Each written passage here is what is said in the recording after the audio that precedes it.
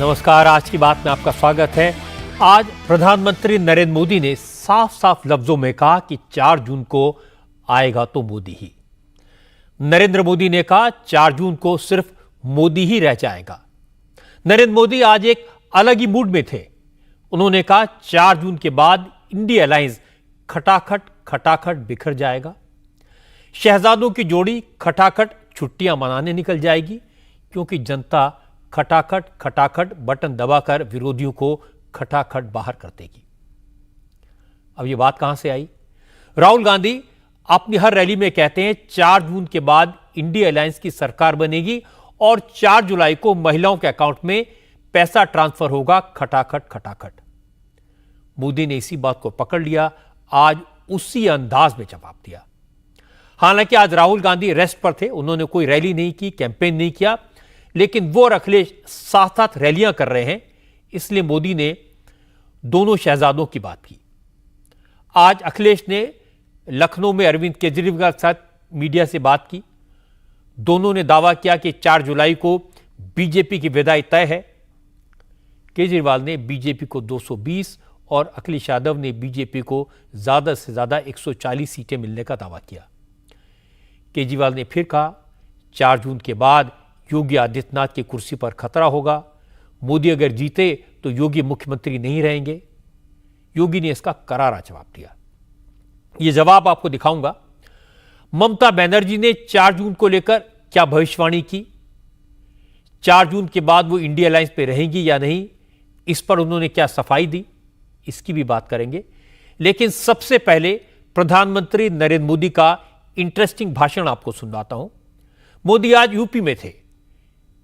पूर्वी उत्तर प्रदेश के आजमगढ़, जौनपुर, भदोई और प्रतापगढ़ में मोदी ने रैलियां की और हर रैली में कांग्रेस और समाजवादी पार्टी पर जोरदार हमला बोला।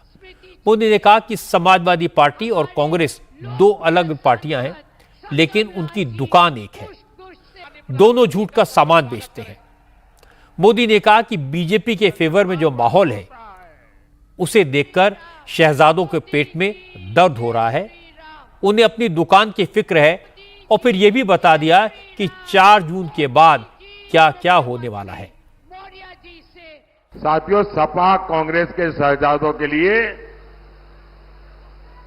देश का विकास ऐसा है जैसे मोहल्ले में बच्चे वो गिल्ली डंडे के खेल करते हैं, ऐसा लगता है इनको। महलों में पैदा होने वाले इन शहजादों को ना मेहनत की आदत है और ना ही नतीजे लाने की। इसलिए कहते हैं देश का विकास अपने आप होगा। और कहते क्या है, विकास कैसे होगा? बोले खटाखट खटाखट। ये सोचते हैं भारत आत्मनिर्भर अपने आप बन जाएंगे, और कोई पूछता है तो कैसे, तो बोले खटाखट खटाखट। ये सोचते हैं नए हाईवे अपने आप बन जाएंगे, और कोई पूछे कैसे, अरे छोड़ो यार, खटाखट खटाखट। ये सोचते हैं भारत से गरीबी दूर हो जाएगी, कोई पूछे कैसे, तो बोले खटाखट खटाखट। अरे कोई इनके दिमाग को भी जरा बता दो, कब रायबरेली की जनता भी खटाखट खटाखट खटाखट भेजेगी घर। अमेठी से गए, रायबरेली से भी जाएंगे। देश चलाना सोने की चमच लेकर के पैदा हुए बच्चों का खेल नहीं है। आपसे नहीं हो पाएगा, क्योंकि 4 जून के बाद मोदी सरकार तो बनेगी ही बनेगी, और भी बहुत कुछ होगा। बताओ क्या होगा? बताओ। ये इंडी गठबंधन टूट करके बिखर जाएगा खटाखट खटाखट। पराजय के बाद बलि के बकरे को खोजा जाएगा। खटाखट खटाखट। और शहजादे, चाहे वो लखनऊ वाले शहजादे हो या दिल्ली वाले, ये शहजादे गर्मी की छुट्टियों पर विदेश निकल जाएंगे, खटाखट खटाखट। भाइयों बहनों, एक खटाखट खटाखट भाग जाएंगे, हम ही रह जाएंगे, हम और आप रह जाएंगे। प्रतापगढ़ से पहले नरेंद्र मोदी भदोई में थे। भदोई में छठे चरण में वोटिंग है। क्योंकि भदोई में कांग्रेस या समाजवादी पार्टी ने अपना कोई कैंडिडेट नहीं उतारा है, ये सीट समाजवादी पार्टी के खाते में आई थी, लेकिन अखिलेश यादव ने ये सीट ममता बनर्जी की पार्टी तृणमूल कांग्रेस के लिए छोड़ दी थी। तृणमूल कांग्रेस ने यहां से ललितेश पति त्रिपाठी को कैंडिडेट बनाया है। ललितेश यूपी के पूर्व मुख्यमंत्री कमलापति त्रिपाठी के खानदान से हैं, कांग्रेस के विधायक रह चुके हैं। इस बार ममता की तृणमूल कांग्रेस के टिकट पर चुनाव लड़ रहे हैं। आज मोदी ने भदोई में इसी मुद्दे को उठाया। उन्होंने कहा कि बबुआ को पता था कि भदोई में जमानत भी नहीं बचेगी, इसलिए बबुआ अब बंगाल से नई बुआ ले आए हैं और बुआ को यह सीट दे दी। इसके बाद मोदी ने कहा कि वो बबुआ से कहेंगे कि कम से कम बुआ से इतना तो पूछ लें कि वो बंगाल में यूपी बिहार के लोगों को गालियां क्यों देती हैं। लोग पूछ रहे हैं भदोही में ये टीएमसी कहां से आ गई।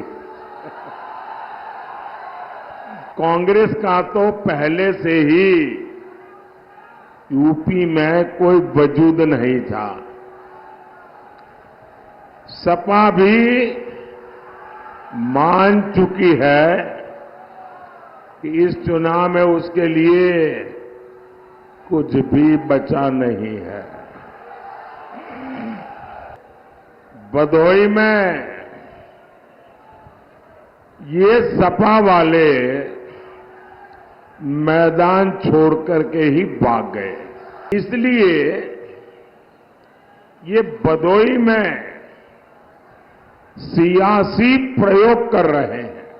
ये यूपी में बंगाल की टीएमसी राजनीति का ट्रायल करना चाहते हैं। टीएमसी राजनीति यानी तुष्टीकरण का जहरीला तीर, और ये बुआ बबुआ का गठबंधन, वो जो पहले बुआ थी ना, वो तो सपा वालों को पहचान गई बराबर। वो पहले वाली बुआ ने तो सपा वालों को छोड़ दिया, अब ये बंगाल से बुआ लाए। मैं आज बबुआ से, समाजवादी शहजादे से एक सवाल करना चाहता हूं। बुआ तो आपकी इतनी करीबी है, बंगाल से यहां तक आपके पास आई है, कभी आपने आपकी नई बुआ को पूछा कि वो बंगाल में यूपी बिहार वालों को बाहरी क्यों कहती है? यूपी के लोगों को टीएमसी गाली क्यों देती है? जरा बबुआ अपनी बुआ को जरा पूछ तो लो। और गाली देने के बाद यहां यूपी में आकर यूपी से ही वोट भी मांगती है। यूपी के लोगों को टीएमसी सपा ने क्या समझ रखा है? इसके बाद मोदी आजमगढ़ पहुंचे। आजमगढ़ में बीजेपी के मशहूर भोजपुरी सिंगर दिनेश लाल यादव निरहुआ मुकाबला कर रहे हैं समाजवादी पार्टी के धर्मेंद्र यादव से। अखिलेश यादव के कजन धर्मेंद्र यादव को निरहुआ ने पिछले इलेक्शन में आजमगढ़ में हरा दिया था, लेकिन अखिलेश ने एक बार फिर धर्मेंद्र को मैदान में उतारा क्योंकि आजमगढ़ लोकसभा सीट पर मुस्लिम और यादव वोटर्स की संख्या सबसे ज्यादा है, इसलिए आज मोदी ने आजमगढ़ में अपीजमेंट के मुद्दे पर समाजवादी पार्टी पर निशाना लगाया। मोदी ने कहा कि तुष्टीकरण के चक्कर में समाजवादी पार्टी के नेता राम मंदिर को लेकर घटिया बातें करते हैं। अखिलेश यादव खुद को यदुवंशी बताते हैं, लेकिन भगवान कृष्ण की द्वारका का मजाक उड़ाने वाले शहजादे को साथ लेकर घूमते हैं। इसका जवाब उनको देना पड़ेगा। सपा कांग्रेस दल दो है, लेकिन दुकान एक ही है। ये झूठ का सामान बेचते हैं, ये तुष्टीकरण का, परिवारवाद का और भ्रष्टाचार का सामान बेचते हैं। इंडी गठबंधन तुष्टीकरण के दलदल में पूरी तरह धंस चुकी है। समाजवादी पार्टी के शीर्ष नेता राम मंदिर को लेकर आए दिन घटिया बातें कर रहे हैं। कांग्रेस के शहजादे ने तो राम मंदिर को गालियां देने का मिशन ही चला रखा है। सिर्फ वोट बैंक को खुश करने के लिए ये लोग हमारी आस्था पर चोट कर रहे हैं। मैं अभी द्वारिका जी के दर्शन करने गया था। अंदर समुद्र के अंदर जाकर के मैंने भगवान श्री कृष्ण ने जो द्वारिका जी बनाया था, द्वारिका नगरी बनाई थी, वहां अपनी श्रद्धा अर्पित करने गया था। तो एक कांग्रेस वाले इसकी भी मजाक उड़ा रहे थे। और मजा यह है, ये बिहार में आरजेडी वाले और उत्तर प्रदेश में सपा वाले, उनके परिवार के जो मुखिया है वो अपने आप को यदुवंशी कहते हैं। अरे तुम कैसे आदिवंशी हो यार? जिसके साथ बैठते हो वो तो भगवान श्री कृष्ण को गाली दे रहा है रे। और हम यदुवंश का महात्मा देखिए। अरे मध्य प्रदेश में वोट के लिए नहीं, हमारा मुख्यमंत्री है मोहन यादव। यदुवंश का महात्मा कौन समझता है वो आप जानते हैं। मोदी ने 4 जून को लेकर आज भविष्यवाणी की, क्योंकि विरोधी दलों के नेता लगातार 4 जून को बीजेपी की विदाई की भविष्यवाणी कर रहे हैं। कल लखनऊ में मल्लिकार्जुन खड़गे और अखिलेश यादव ने दावा किया था। आज केजरीवाल और अखिलेश दोनों ने एक बार फिर यही दावा किया। हालांकि आज एक फर्क दिखा। कल अखिलेश कह रहे थे कि बीजेपी को 140 सीटों के लाले पड़ जाएंगे, लेकिन आज अखिलेश ने थोड़ी दरियादिली दिखाई, 3 सीटें जोड़ दी। उन्होंने कहा बीजेपी को 143 सीटें मिल सकती हैं। इस कैलकुलेशन के पीछे अखिलेश का फॉर्मूला क्या है, यह भी सुन लीजिए। 4 चरणों में भारतीय जनता पार्टी चारों खाने चित्त हो चुकी है और उनके आंसुओं की नदी उफान में है। भारतीय जनता पार्टी जो 400 पार का नारा दे रहे थे, अब समझ में आया है 4 चरणों के बाद।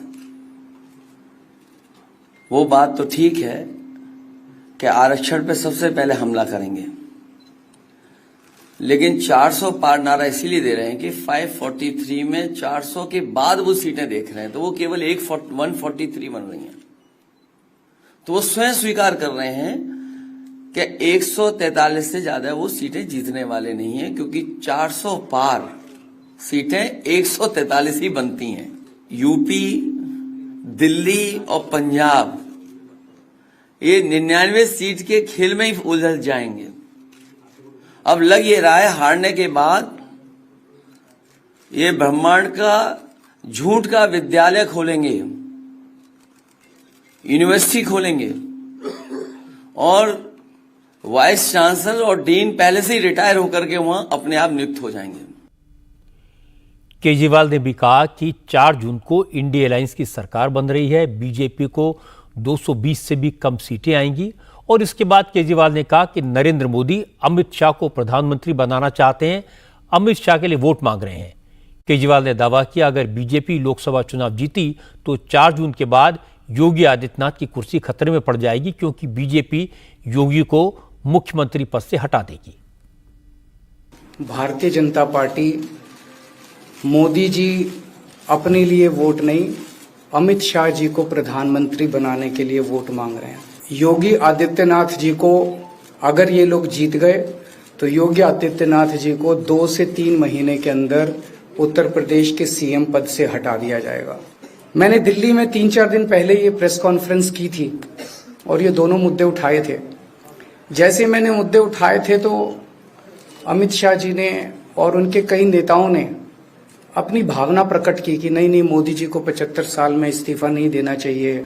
उन सब की भावनाओं की मैं कद्र करता हूं, क्योंकि अपने नेता के लिए जब भी ऐसी बात होती है तो सब लोग सामने आके बात करते हैं। लेकिन बड़ी बात यह है कि मोदी जी ने ऐसा नहीं कहा कि मैं 75 साल पे इस्तीफा नहीं दूंगा, मैं रिटायर नहीं होऊंगा। उनका अपना बनाया हुआ रूल है और मुझे पूरी उम्मीद है कि मोदी जी का अपना बनाया हुआ रूल है और मोदी जी अपने रूल को फॉलो करेंगे। नहीं तो लोग कहेंगे कि मोदी जी ने ये रूल आडवाणी जी को हटाने के लिए बनाया था, जब अपनी बारी आई तो नहीं। तो मोदी जी इस रूल का फॉलो करेंगे। दूसरी बड़ी बात जो हुई कि जब मैंने कहा कि योगी आदित्यनाथ जी को 2 महीने में हटा दिया जाएगा, इस पे अभी तक भाजपा के किसी नेता की टिप्पणी नहीं आई है। 4 दिन हो गए। इसका मतलब ये तो कंफर्म करता है कि उन्होंने पूरी प्लानिंग कर ली है और उनके पक्ष में कोई बोलने के लिए तैयार नहीं है योगी आदित्यनाथ जी के।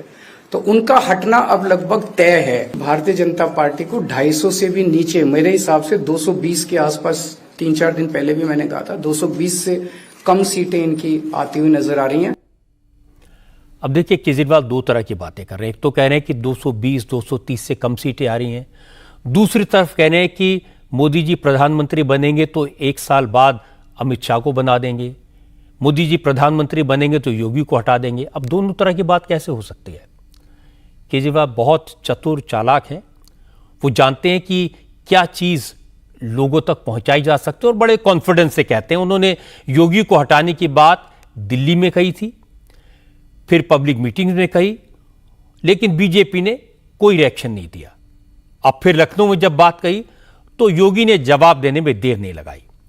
फतेहपुर की रैली में योगी ने कहा कि केजरीवाल बहकी बहकी बातें कर रहे हैं, ये जेल जाने का साइड इफेक्ट है।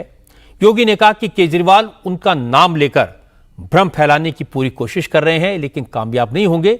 यूपी के मुख्यमंत्री ने कहा वो तो योगी हैं, उन्हें सत्ता का लालच नहीं है, राष्ट्र और सनातन की सेवा के लिए मुख्यमंत्री पद तो क्या, वो अपना सब कुछ न्यौछावर करने को तैयार हैं, पद उनके लिए कुछ नहीं है। इसलिए केजरीवाल सिर्फ अपनी चिंता करें, क्योंकि उनके लिए कुर्सी ही सब कुछ है। आम आदमी पार्टी के अध्यक्ष अरविंद केजरीवाल जी इस समय अभी अभी जेल से छूटे हैं, तो जेल का साइड इफेक्ट उनको हो रहा है। साइड इफेक्ट इस रूप में, उनको यह लगता है सत्ता ही उनके लिए सब कुछ हो गई है। उनको यह लगता है कि सत्ता अब उनकी गई तब गई, अब अपनी सत्ता के साथ मुझे जोड़ते हैं। अरे भाई अरविंद जी, मैं तो एक योगी हूं, मेरे लिए नेशन फर्स्ट है, देश के लिए, सनातन हिंदू धर्म के लिए एक बार नहीं 100 बार, एक जन्म नहीं 100 जन्म में हम सत्ता को ठुकरा सकते हैं, लेकिन देश और सनातन धर्म के लिए अपना सर्वस्व न्यौछावर करेंगे। हमारा कोई अगला आगे पीछे नहीं है, जो कुछ है जनता जनार्दन के लिए है। जैसे पहले थे वैसे ही आगे भी रहने वाले हैं। लेकिन आपने दिल्ली की सत्ता जिस उद्देश्य से हासिल की थी, याद करिए, आपने कांग्रेस के खिलाफ अन्ना हजारे जी के मिशन को कलंकित किया। कांग्रेस को अपने गले का हार बना करके आप उसके पाप में शामिल हो गए हैं। जेल के साइड इफेक्ट को मुझ पे सौंपने का प्रयास, थोपने का प्रयास कर रहे हैं। मुझ पे मत थोपिए, लेकिन एक बात मैं जरूर बोलता हूं कि दिल्ली की जनता बड़ी सुकून से थी, आप फिर बाहर आ गए हैं। आपकी खांसी से दिल्ली की जनता भी खांसते हुए दिखाई दे रही है, हाँफते हुए दिखाई दे रही है। कांग्रेस की तरफ से आज प्रियंका गांधी ने मोर्चा संभाला। प्रियंका ने रायबरेली में कैंपेन के दौरान कहा, मोदी क्या कहते हैं, क्या दावा करते हैं, इस पर अब जनता को यकीन नहीं होता, क्योंकि मोदी आज जो कहते हैं उस पर अगले दिन मुकर जाते हैं। प्रियंका ने कहा कि एक तरफ तो मोदी कहते हैं कि वो चुनाव में हिंदू मुसलमान नहीं करते, ध्रुवीकरण नहीं करते, अगर वो ऐसे करें तो खुद को प्रधानमंत्री बनने लायक नहीं समझते, लेकिन अगले ही दिन अपनी बात से पलट जाते हैं और फिर हिंदू मुसलमान करने लगते हैं। ऐसे पलटने वाले शख्स पर देश आखिर कैसे भरोसा करे? मोदी जी जो देश के प्रधानमंत्री हैं, सबसे बड़ा पद है उनका, उस पद की गरिमा को भी भूल गए हैं। कह रहे कि सावधान हो जाओ, कांग्रेस पार्टी के नेता एक्सरे मशीन लाके आपके घरों में आके आपके गहने चुराएंगे। आपकी 2 भैंसें हैं तो एक भैंस चुरा लेंगे। तो मैं तो कहती हूं मैं आ गई हूं,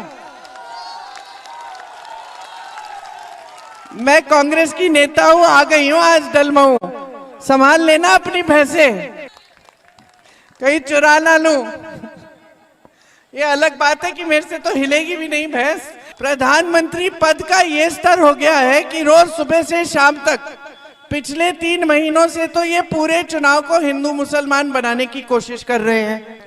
और कल ये आए टीवी पे और कहने लगे कि मैंने ऐसे कब कहा।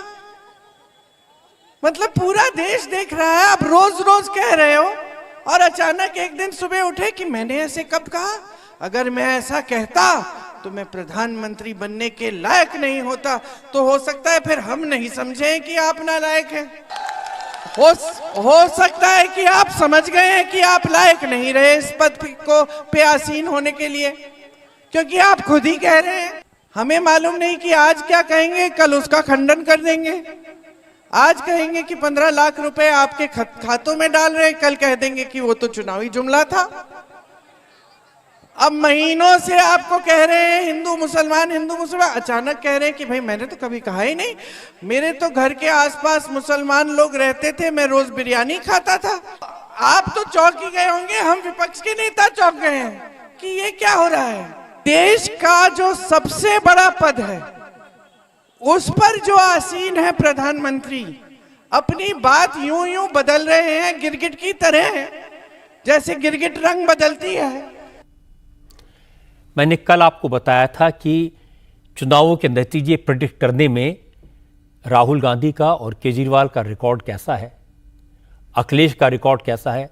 सबूत के साथ तारीख, महीना, साल समेत सबके बयान आपके सामने रख दिए थे। तो ये तो साबित हो चुका कि 2014 से लेकर अब तक चुनाव नतीजों के बारे में, सियासी चालों के बारे में मोदी की भविष्यवाणी हमेशा सही साबित हुई। राहुल गांधी, अरविंद केजरीवाल और अखिलेश यादव जैसे नेता गलत साबित हुए। अब प्रियंका भी अभी कह रही थी कि मोदी अपनी बातों से पलट जाते हैं, इसलिए जनता उन पर यकीन नहीं करेगी। तो 4 जून को पता चलेगा कौन पलटा। जहां तक केजरीवाल के दावे का सवाल है कि मोदी अमित शाह को प्रधानमंत्री बनाने के लिए वोट मांग रहे हैं और 4 जून को बीजेपी जीती तो मोदी योगी को हटा देंगे, ऐसी बातें सुनकर समझदार लोग तो सिर्फ हंस सकते हैं, क्योंकि राजनीति में इस तरह की बयानबाजी विरोधियों का आखिरी हथियार होती है। केजरीवाल बहुत चतुर हैं, चालाक हैं, उन्हें लगता है ये बात चिपक जाएगी, लेकिन इस देश की जनता उनसे भी ज्यादा समझदार है। सब जानते हैं कि विरोधी दल मोदी की लोकप्रियता से घबराने लगे हैं। वो जानते हैं मोदी का मुकाबला नहीं कर सकते। योगी आदित्यनाथ भी पॉपुलर हैं, इसलिए योगी के जाने और मोदी के जगह अमित शाह के आने का डर दिखाओ, पब्लिक को कंफ्यूज करो, जिससे शायद थोड़ा बहुत फायदा हो जाए। लेकिन मुझे लगता है कि यह पुराना फॉर्मूला है, जनता ऐसी बातों के बहकावे में नहीं आती, लोग सब जानते हैं। इसीलिए आज मोदी ने कहा आएगा तो मोदी ही, और सिर्फ इतना ही नहीं कहा, यह भी बता दिया कि यूपी में योगी आदित्यनाथ ने कितना काम किया है। योगी ने समाजवादी पार्टी के राज में 1 डिस्ट्रिक्ट 1 माफिया का फॉर्मूला चलता था, उसे बदलकर 1 डिस्ट्रिक्ट 1 प्रोडक्ट का फॉर्मूला लागू कर दिया। इसीलिए मोदी ने कहा यूपी में योगी के मुकाबले कोई नहीं। हालांकि यूपी में अखिलेश यादव योगी आदित्यनाथ को चैलेंज देने की पूरी कोशिश कर रहे हैं। आज योगी आदित्यनाथ और अखिलेश दोनों ने कौशाम्बी, बांदा और फतेहपुर में रैलियां की। तीनों शहरों में दोनों नेताओं ने अपनी ताकत दिखाई। योगी आजमगढ़ में प्रधानमंत्री नरेंद्र मोदी की रैली में उनके साथ थे, लेकिन इसके बाद योगी आदित्यनाथ सीधे कौशाम्बी पहुंचे। उन्होंने यहां से बीजेपी के सिटिंग एमपी विनोद सोनकर के लिए वोट मांगे। 2022 के असेंबली इलेक्शन में कौशाम्बी लोकसभा में आने वाली 5 की 5 सीटें समाजवादी पार्टी ने जीती थी। यहां तक कि डिप्टी सीएम केशव प्रसाद मौर्य भी चुनाव हार गए थे। इसलिए योगी आदित्यनाथ ने आज लोगों को याद दिलाया कि समाजवादी पार्टी की सरकार में इस इलाके में कैसे माफिया हावी था। योगी ने अतीक अहमद का नाम लिए बगैर उसके आतंक का जिक्र किया। कौशाम्बी का जातिगत समीकरण समाजवादी पार्टी के पक्ष में है, इस बात को योगी समझते हैं। इससे योगी ने सीधे अखिलेश पर हमला किया। योगी ने कहा, अखिलेश पीडीए का नारा तो लगाते हैं, लेकिन पिछड़े समाज से आने वाले राजू पाल और उमेश पाल की हत्या का विरोध करने के बजाय अतीक अहमद जैसे माफिया का सपोर्ट करते हैं। योगी ने कहा, ये डबल स्टैंडर्ड अब यूपी में नहीं चलेगा। समाजवादी पार्टी का मतलब जो संस्कार से जिसका कोई संबंध न हो, अपने से बड़े छोटे का लिहाज नहीं करते लोग, अपने से बड़ों को जबरदस्ती धक्का दे के बाहर कर देते हैं। इनके समय के कारनामे अगर उजागर हो जाए तो समाजवादी पार्टी के नेता कहीं मुंह दिखाने के लायक नहीं बचेंगे। ये प्रयागराज का माफिया हो या गाजीपुर का माफिया, कौन अपने गले का हार बनाया था? मैं पूछना चाहता हूं, क्या पूजा पाल के पति राजू पाल पिछड़े नहीं थे क्या? क्या उमेश पाल पिछड़ा नहीं था क्या? लेकिन समाजवादी पार्टी का क्या रिश्ता था कि वह इन लोगों को राजू पाल के लिए, उमेश पाल के लिए, इनके मरने पर समाजवादी पार्टी की संवेदना इन परिवारों के प्रति नहीं होती थी। इनकी संवेदना तो उन माफियाओं के प्रति होती थी। एक बुजुर्ग महिला, 80 वर्ष की महिला, मुख्यमंत्री बनने के कुछ ही दिनों के बाद वह मेरे पास आई थी। उसने कहा, साहब, ये प्रयागराज के इस माफिया ने मेरे पति की हत्या करके मेरी पूरी प्रॉपर्टी 10 बीघा जमीन पर कब्जा करके मोरने जाती की थी वो महिला। याद करिए, मैं फिर खड़ा हुआ था। मैंने कहा, माता चिंता मत कर, आज आपके आशीर्वाद से मोदी जी के नेतृत्व की यूपी की सरकार बनी है, इस माफिया को तो हम मिट्टी में मिला देंगे, घबराइए मत। जिस वक्त योगी कौशाम्बी में समाजवादी पार्टी पर इल्जाम लगा रहे थे, अखिलेश यादव उस वक्त बांदा में थे। बांदा की रैली में अखिलेश ने योगी को जवाब दिया। अखिलेश ने कहा कि बीजेपी के नेताओं की कहानी अब कोई सुनना नहीं चाहता, उनके डायलॉग पुराने हो गए हैं। अखिलेश ने कहा, सच तो यह है कि बीजेपी उनके पीडीए परिवार से डरी हुई है, क्योंकि उन्होंने पिछड़े, दलित और अल्पसंख्यक समाज के लिए कुछ नहीं किया, और चुनाव में अब यही समाज बीजेपी की हार तय करेगा। जो परिवारवाद वाले लोग हैं, जो हम पे और आप पे कभी कभी आरोप लगाते हैं, वो आरोप इसलिए लगाते हैं कि पीडीए परिवार अब बड़ा हो गया है और पीडीए परिवार इन भारतीय जनता पार्टी को हराने जा रहा है। बताओ, हमारा परिवार बड़ा हो गया कि नहीं हो गया? और हिसाब किताब लगा लेना, हमारे आदिवासी भाई, पिछड़े भाई, दलित भाई सबसे ज्यादा 10 साल में हक और सम्मान अगर किसी ने छीना है तो भारतीय जनता पार्टी की सरकार ने उनके अधिकार, हक छीनने का काम किया है। चुनाव जैसे आगे बढ़ रहा है, जनता का गुस्सा भारतीय जनता पार्टी के खिलाफ बढ़ता चला जा रहा है। और देख लेना आप, यही जनता का गुस्सा 7वें चरण पर भारतीय जनता पार्टी के खिलाफ 7वें आसमान में होगा। बताओ, 4 चरण में इनकी भाषा बदल गई कि नहीं बदल गई?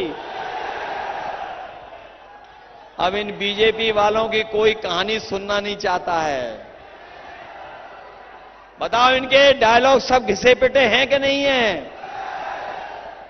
और ये पहला दल है, पहली पार्टी है जो अपने नकारात्मक राजनीति के रास्ते में खुद ही उलझ गई है। अखिलेश यादव अभी तक जांच पात के चक्कर में उलझे हुए हैं। इस बात को समझ नहीं पाए कि उत्तर प्रदेश में योगी आदित्यनाथ की सबसे बड़ी उपलब्धि है कानून व्यवस्था में सुधार, और यही उनकी ताकत बनी हुई है। यूपी में कोई सोच भी नहीं सकता था कि माफिया के दिल में पुलिस का खौफ होगा। आधी रात में महिलाएं सड़क पर निडर बेखौफ घूम सकेंगी। ये बड़ा बदलाव है, और ये बदलाव समाजवादी पार्टी के लिए बैड न्यूज है। दूसरी बात, लोगों को हर महीने 2 बार पूरा राशन मिलता है, अच्छी क्वालिटी का मिलता है और बिना किसी भेदभाव के मिलता है। यह बदलाव भी समाजवादी पार्टी के लिए नेगेटिव न्यूज है। तीसरी बात जिसकी सबसे ज्यादा चर्चा है, अयोध्या और काशी का पुनर्निर्माण। अयोध्या में राम मंदिर के साथ साथ जिस तरह से पूरी नगरी का विकास हुआ उसकी सब तारीफ करते हैं। वाराणसी में काशी विश्वनाथ का कायाकल्प और वाराणसी का विकास, ये बदलाव भी समाजवादी पार्टी के लिए नेगेटिव न्यूज है। और अखिलेश के पास इन बातों का कोई जवाब नहीं है। और अखिलेश की प्रॉब्लम यह है कि वो पुरानी बातों से निकल ही नहीं पाए। 4 इलेक्शन हार चुके हैं। हर बार यही कहते हैं कि हम जीतेंगे, योगी मठ चले जाएंगे, बीजेपी बुरी तरह हार जाएगी। लेकिन वो इतनी बार गलत साबित हो चुके हैं कि अब उनकी बातों पर यकीन करना मुश्किल है। आज अरविंद केजरीवाल की मुश्किलें भी काफी बढ़ गई, क्योंकि स्वाति मालीवाल ने चीफ मिनिस्टर के घर पर उनके साथ हुई मारपीट के मामले में दिल्ली पुलिस के सामने अपना बयान दर्ज करा दिया। आपसे थोड़ी देर पहले स्वाति मालीवाल का पहला रिएक्शन भी आया।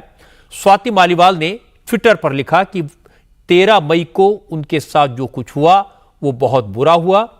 पिछले 2 दिन उनके लिए बहुत भारी थे, लेकिन अब उन्होंने पूरी घटना के बारे में पुलिस को सब कुछ बता दिया है। उन्हें दिल्ली पुलिस से इंसाफ मिलने की उम्मीद है।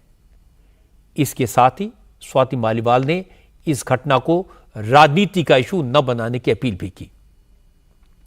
असल में आज दिल्ली पुलिस की स्पेशल सेल के एसीपी प्रमोद कुशवाहा और नॉर्थ डिस्ट्रिक्ट की एडिशनल डीसीपी अजंतिया चिपला 4.5 घंटे से ज्यादा वक्त तक स्वाति मालीवाल के घर पर रहे। दोनों अफसरों ने 13 मई को ही घटना के बारे में स्वाति मालीवाल से जानकारी ली। हमारे संवाददाता भास्कर मिश्रा ने बताया कि स्वाति मालीवाल ने उस दिन की पूरी डिटेल पुलिस अफसरों को बता दी है। 2.5 पन्नों की शिकायत लिखकर दी है। अब नॉर्थ डिस्ट्रिक्ट की पुलिस इस मामले में एफआईआर दर्ज कर सकती है। 13 मई को स्वाति मालीवाल ने पुलिस कंट्रोल रूम को 2 बार फोन करके शिकायत की थी कि अरविंद केजरीवाल के घर पर उनके साथ बदसलूकी हुई। केजरीवाल के कहने पर उनके पर्सनल सेक्रेटरी ने स्वाति मालीवाल से मारपीट की थी। बाद में स्वाति मालीवाल पुलिस स्टेशन भी गई थी, लेकिन वो उस वक्त ये कहकर पुलिस स्टेशन से लौट गई थी कि वो बाद में रिटर्न कंप्लेंट देंगी। इस मामले में महिला आयोग ने भी दिल्ली पुलिस से एक्शन टेकन रिपोर्ट मांगी है। आज स्वाति मालीवाल का बयान दर्ज होने के बाद अब इस केस में जांच तेजी से होगी। अब पुलिस केजरीवाल के घर के सीसीटीवी फुटेज की मांग कर सकती है। स्वाति मालीवाल ने पुलिस को दी शिकायत में क्या क्या कहा और अब पुलिस का कोर्स ऑफ एक्शन क्या होगा, आम आदमी पार्टी के नेताओं की रणनीति क्या होगी, इस पर डिटेल में जानकारी के लिए हम हमारे संवाददाता भास्कर मिश्रा के पास चलते हैं। भास्कर, स्वाति मालीवाल ने पुलिस को क्या बताया और जो शिकायत उन्होंने पुलिस को लिखकर दी है उसमें क्या क्या कहा गया है, इसकी कुछ जानकारी आप शेयर कर सकते हैं दर्शकों के साथ? बिल्कुल रजत जी, देखिए स्वाति मालीवाल ने 13 तारीख की घटना पूरी तरह से बताई है। उन्होंने बताया है कि 9:10 पे वहां पे पहुंची थी और किस तरह से वहां पे उनके साथ दुर्व्यवहार हुआ, मारपीट हुई है उनके साथ में, एक एक डिटेल उन्होंने बताई है। अभी तक कोशिश ये की जा रही थी आम आदमी पार्टी के द्वारा कि इस मामले को समझा बुझाकर शांत कर लिया जाए, लेकिन नहीं हुआ। लेकिन इस मामले में एक कामयाबी आम आदमी पार्टी को भी मिली। स्वाति मालीवाल ने जो शिकायत की है उसमें दिल्ली के मुख्यमंत्री अरविंद केजरीवाल का नाम नहीं दिया है। यानी एक बड़ी राहत की बात है आम आदमी पार्टी के लिए कि कम से कम सीएम के खिलाफ इस मामले में शिकायत नहीं हुई है। लेकिन सीएम के घर पे स्वाति मालीवाल, जो कि आम आदमी पार्टी की राज्यसभा के सांसद हैं, उनके साथ दुर्व्यवहार हुआ है, मारपीट हुई है, ये सब कुछ उन्होंने बताया है। और साथ में उन्होंने कार्रवाई के लिए भी कहा है। अब तक ये माना जा रहा था कि स्वाति मालीवाल अगर लिख के दे देती हैं कि इस मामले में वो कोई कार्रवाई नहीं चाहती हैं तो शायद आम आदमी पार्टी को इससे राहत मिलेगी, तो वो राहत अब नहीं मिलने वाली है। शिकायत दर्ज करवा दी है स्वाति मालीवाल ने और अब अरविंद केजरीवाल के पीए के ऊपर में कार्रवाई होगी, पुलिस पहुंचेगी। मेरी जानकारी के मुताबिक आज ही देर रात हो सकता है कि इस मामले में एफआईआर दर्ज हो और कल से इस मामले में छानबीन जांच शुरू हो जाए। भास्कर, आम आदमी पार्टी के नेता हैं, जो लीडर हैं, वो क्या कहते हैं, वो कैसे इस मसले को सॉर्ट आउट करेंगे? अभी तो इलेक्शन का वक्त है, मुश्किल वक्त है उनके लिए। और बिल्कुल पिछला 3 दिन बहुत ही मुश्किल भरा बीता है आम आदमी पार्टी के नेताओं के लिए। कहीं भी वो लोग मीडिया के सामने नहीं आना चाहते, बयान नहीं देना चाहते, लाइन तय नहीं कर पाते। रजत जी, उन्होंने एक कोशिश की थी, संजय सिंह सामने आके बताया था कि दुर्व्यवहार हुआ है, बदसलूकी हुई है और विभव कुमार ने बदसलूकी की थी, लेकिन उसके बावजूद भी यह मामला शांत नहीं हुआ। आम आदमी पार्टी को यह उम्मीद थी कि उसके बाद शायद स्वाति मालीवाल शिकायत ना करे, लेकिन वो नहीं हुआ। उसके बाद से आम आदमी पार्टी को यह लगता है कि चुनाव में यह बहुत बड़ा नुकसान हो गया। अरविंद केजरीवाल 20-21 दिन के लिए आए थे चुनाव प्रचार करने के लिए, उनका कैंपेन पीक पकड़ रहा था और 4 दिन ऐसे बीते हैं कि वो लोग अब कोशिश करते हैं कि इस मामले में कुछ भी ना बोले। अब सिर्फ इंतजार ये किया जा रहा है कि एक बार एफआईआर की कॉपी सामने आ जाए, उसके बाद आम आदमी पार्टी अपना पक्ष रखेगी। लेकिन इतना तय है कि चुनाव तक किसी भी तरह की कोई ऐसी कार्रवाई स्वाति मालीवाल के खिलाफ नहीं करेगी पार्टी, बिल्कुल शांति बनाए रखा जाएगा। इतना तय माना जा रहा है कि उसके बाद स्वाति मालीवाल की एंट्री पे सवाल उठाएगी आम आदमी पार्टी। ये कहेगी कि ये एंट्री फोर्सफुल एंट्री थी और ये आरोप विभव के ऊपर में गलत था। लेकिन चुनाव तक इस मामले में कुछ भी नहीं कहा जाएगा, पुलिस अपनी जांच पड़ताल करेगी और उसी को भारतीय जनता पार्टी बड़ा मुद्दा बनाएगी। ये डर आम आदमी पार्टी को अभी भी सता रही है। जी भास्कर, बहुत बहुत शुक्रिया इस अपडेट के लिए। भास्कर बता रहे थे कि स्वाति मालीवाल के साथ मारपीट के केस में आज रात ही एफआईआर दर्ज हो सकती है, कल से जांच शुरू हो जाएगी। केजरीवाल इस मामले की गंभीरता को अच्छी तरह समझते हैं, इसीलिए वो इस पर बिल्कुल खामोश हैं। 2 दिन पहले आम आदमी पार्टी के सांसद संजय सिंह ने कहा था कि विभव कुमार ने स्वाति मालीवाल के साथ बदसलूकी की। केजरीवाल ने इसे गंभीरता से लिया, वो एक्शन लेंगे, लेकिन एक्शन तो नहीं हुआ है। उल्टा विभव कुमार केजरीवाल के साथ आज फिर दिखाई दिए, इससे मामला और उलझ गया। केजरीवाल के साथ विभव कुमार की एक तस्वीर कल सामने आई थी। आज जब केजरीवाल लखनऊ पहुंचे तो विभव कुमार उनके साथ थे। केजरीवाल लखनऊ में अखिलेश यादव के साथ प्रेस से बात कर रहे थे। उस वक्त विभव कुमार बाहर उनकी गाड़ी में बैठे थे।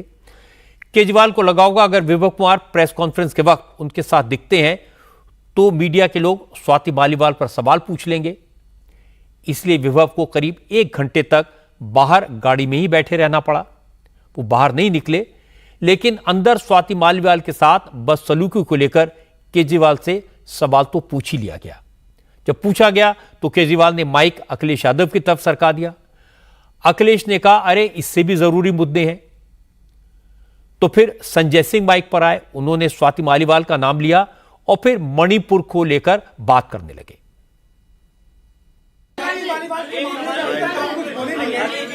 आपके साथ में स्वाति मालीवाल के मामले में अभी तक अरे उससे ज्यादा जरूरी और चीजें भी हैं। हाँ बोलो। बोल रहे हैं, बता।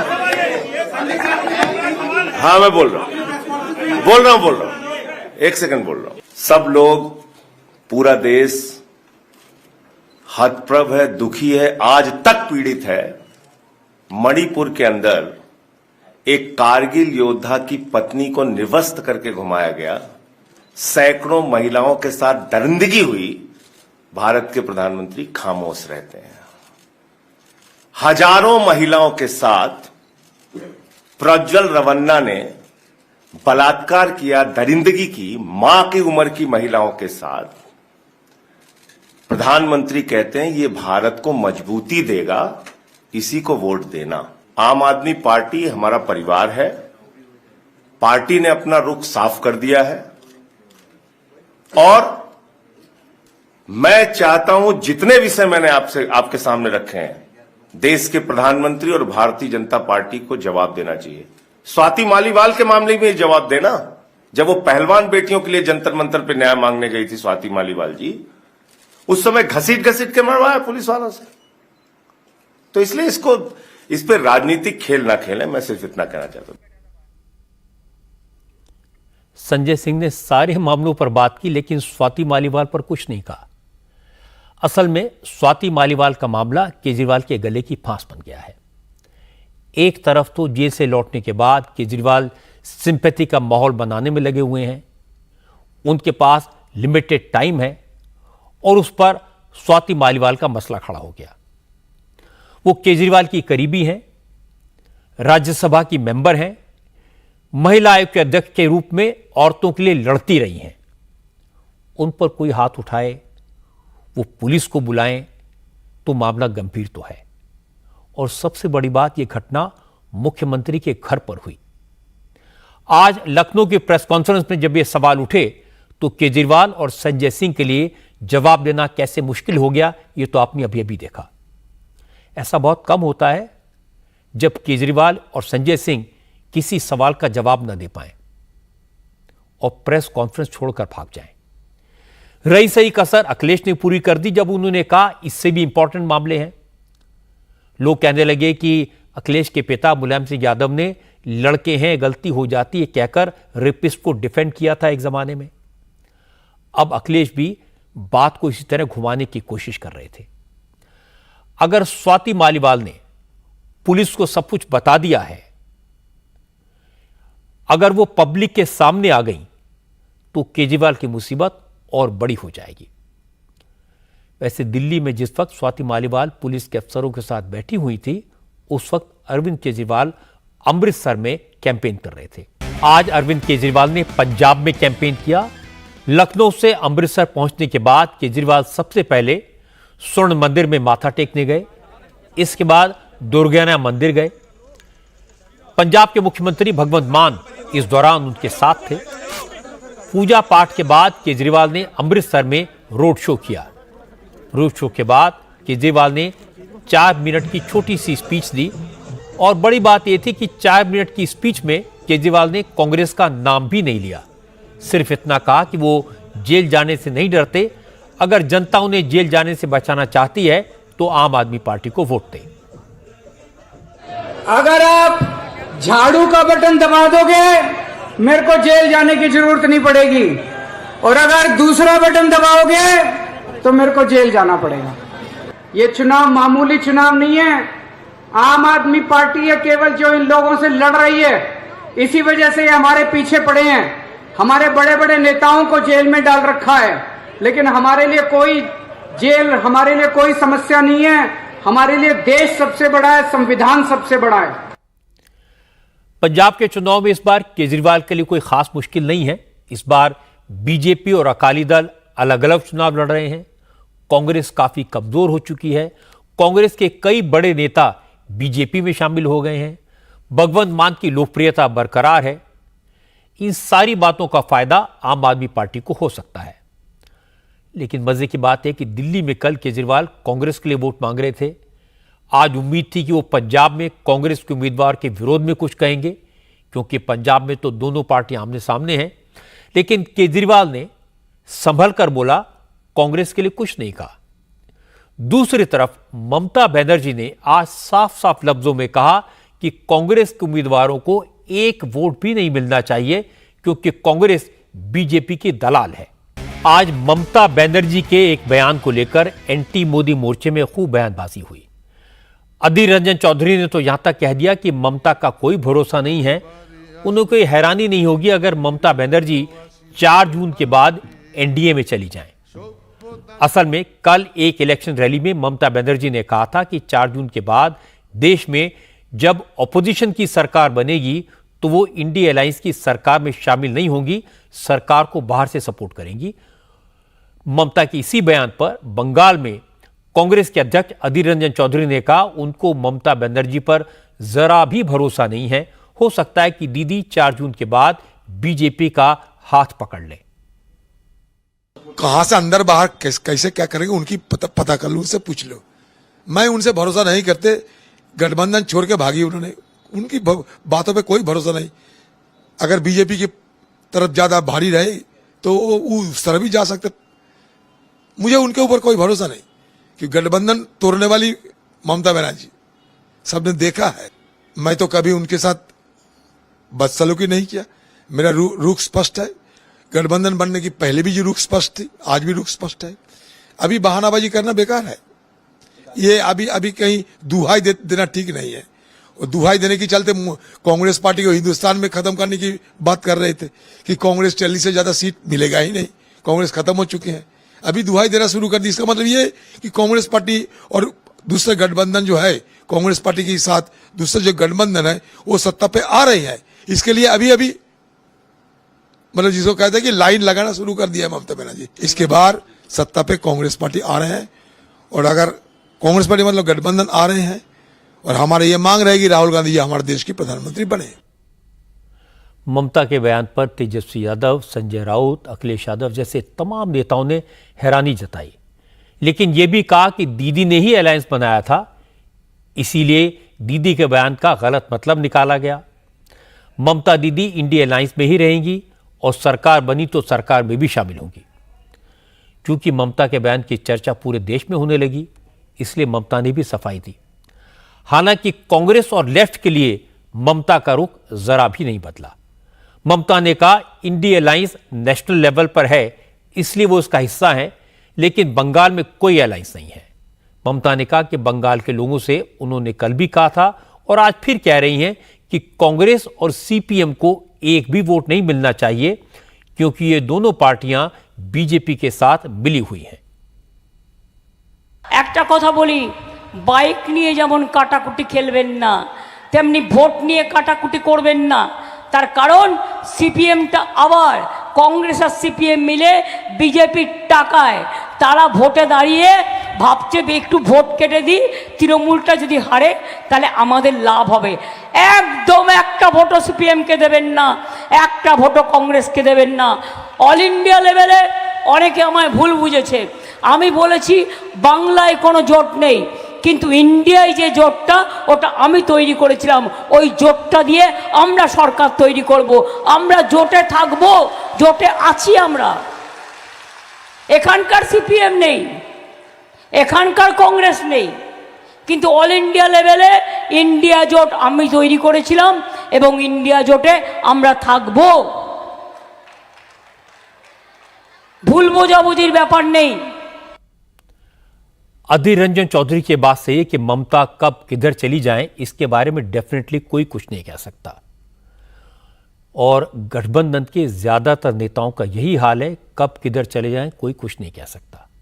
और ये मोदी विरोधी मोर्चे की सबसे बड़ी प्रॉब्लम है। इस अलायंस का ओरिजिनल आइडिया नीतीश कुमार का था, वो बीजेपी के साथ है। अलायंस का नाम इंडिया ममता ने दिया था, लेकिन ममता फिलहाल अलायंस में नहीं है। बंगाल में वो अलायंस के खिलाफ चुनाव लड़ रही हैं, कह रही है कि कांग्रेस और सीपीएम बीजेपी के साथ मिले हुए हैं। इंडिया अलायंस का इंटेलेक्चुअल इनपुट लेफ्ट वाले देते थे, लेकिन राहुल गांधी ने लेफ्ट के खिलाफ चुनाव लड़ा। इसलिए भी इस अलायंस में कौन कहां है, कौन कहां जाएगा, यह कहना बड़ा मुश्किल है। लोकल लेवल पर सब लड़ रहे हैं और कहते हैं दिल्ली में हम एक हो जाएंगे। अब तक देश में जितने भी अलायंस हुए हैं उनका अल्टीमेटली यही हाल हुआ है, क्योंकि वो किसी विचार के लिए नहीं, पावर में आने के लिए इकट्ठा होते हैं। और इस बार तो इंडिया अलायंस की ज्यादातर पार्टियों के नेता ईडी और सीबीआई के प्रकोप से बचने के लिए एक साथ आए, इसलिए टूटने का, बिखरने का स्कोप और भी ज्यादा है। विदा लेने से पहले आपको इस वक्त का एक अपडेट दे देता हूं कि स्वाति मालीवाल के साथ मारपीट के मामले में दिल्ली पुलिस ने एफआईआर दर्ज कर ली है। दिल्ली पुलिस ने केस रजिस्टर कर लिया है। अब इस पर जांच शुरू हो चुकी है और इससे केजरीवाल की मुश्किलें बढ़ सकती हैं।